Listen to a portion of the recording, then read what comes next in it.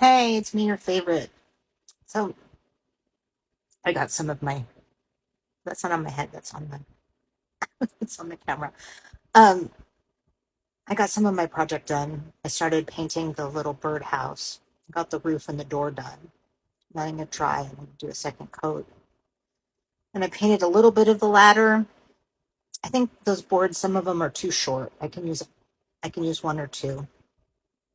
That'll be that'll be fine. I'll get something else. I have like bird feeders, like hanging bird feeders that I can hang off of it, and then my tenant Paula has been making these bird feeders out of old china cups or old like creamers and sugar bowls and stuff. They're really cute. So maybe I'll use a few of those as well. But I don't feel very good.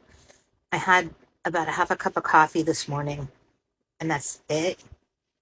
Uh, so maybe it's just too much acid in my stomach, and that's why I don't feel good. I think it's just stress.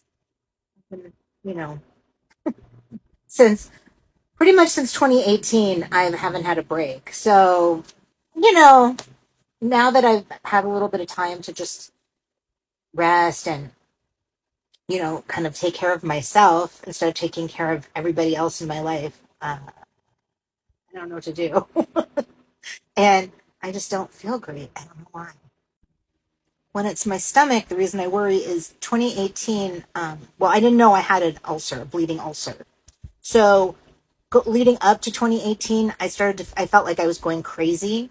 I would like get up in the middle of the night and start pacing the floor and I couldn't breathe and I felt like I was upside down. Like when I would lay down to sleep, I would feel like I was floating like with my feet up in the air. It turns out it was because I was bleeding to death slowly from the inside. So it ruptured one night and I was like freaking out and screaming. I thought I was having a heart attack because even though it was in my stomach, where it was hurting was in my chest and shoulder and jaw.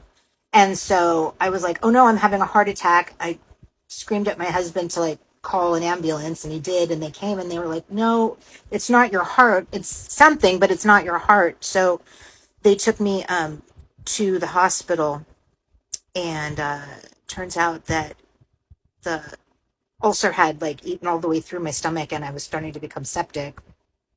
So they said I got there in like the nick of time. They were like, if you let this sit, you could have completely died and blah, blah, blah. So now I've got a big scar that just goes from like, under my ribs, sort of down the middle of my stomach, like a big zipper. Um, yeah, it's cool.